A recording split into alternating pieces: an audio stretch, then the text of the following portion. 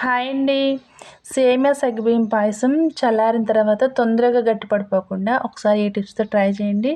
Taste బాగుంటుంది, అస్సలు గట్టిపడదనమాట. దీన్ని తయారు చేయడం కూడా చాలా ఈజీ అండి. పిల్లలకు కూడా ఈజీ చేసేస్తారనమాట.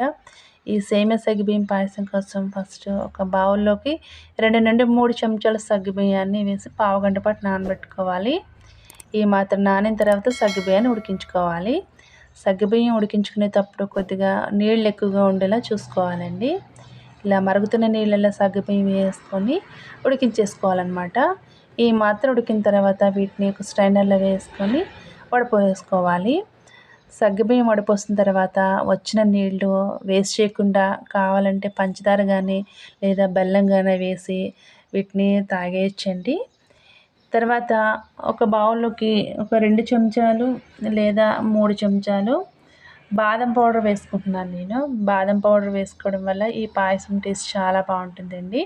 ఇందులో వాటర్ పోసుకొని ఉండలు లేకుండా మిక్స్ చేసుకొని పక్కన పెట్టేసుకోవాలి. నెక్స్ట్ స్టవ్ ఆన్ చేసుకొని మూకుడు పెట్టుకొని ఒక కప్పు సేమియాన్ని దోరగా వేయించుకోవాలి. మంటని మీడియం ఫ్లేమ్లో పెట్టి దోరగా వేయించుకోవాలండి. ఈ మాత్రం వేగిన తర్వాత వీటిని ఒక ప్లేట్లో తీసుకొని పక్కన పెట్టేసుకుందాం.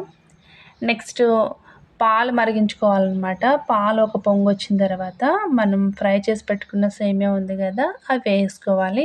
పాలు మరుగుతూ ఉన్నప్పుడు మీగడ ఉంటుంది కదా, మీగడ కట్టకుండా మరిగించుకోవాలన్నమాట. ఈ మాత్రం ఒక మరిగిన తర్వాత సేమియా వేసుకోవాలి. సేమియా వేసిన తర్వాత ఒకసారి కలుపుకోవాలి. ఇప్పుడు ఈ సేమియాని ఒక 50% పాటు ఉడికించుకోవాలండి. ఇలా 50% ఉడికిన తర్వాత ఇప్పుడు మనం కలిపెట్టుకున్న బాదం పౌడర్ ఉంది కదా, అది వేసుకోవాలి. ఒకసారి కలుపుకొని ఈ ఉడుకుతున్న సేమియాలో వేసుకోవాలన్నమాట. బాదం పౌడర్ వేసుకోవడం వల్ల టేస్ట్ చాలా బాగుంటుందండి. నార్మల్గా చేసే సేమియా కంటే కూడా ఇలా బాదం పౌడర్ వేసి చేసుకుంటే టేస్ట్ బాగుంటుందన్నమాట. ఒకవేళ బాదం పౌడర్ లేకపోతే బాదం పప్పు నానబెట్టుకొని మిక్సీ పట్టుకొని పేస్ట్ వేసుకున్నా బాగుంటుందండి. ఈ టైంలో కొంచెం ఇలాచీ పౌడర్ కూడా వేసుకోవాలి. ఇప్పుడు దీన్ని అంతా కూడా ఒకసారి కలిపేసుకోవాలి. ఇప్పుడు ఒక 70% ఉడుకుతుందన్నమాట సేమియా.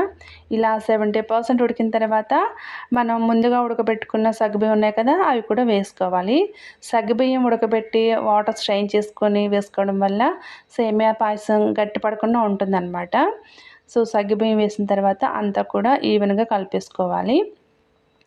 ఇలా కలుపుకున్న తర్వాత మనం స్వీట్ తినేదాన్ని బట్టి పంచదార వేసుకోవాలి. నేనైతే ఇక్కడ 3/4 కప్పు వరకు పంచదార వేసుకుంటున్నాను.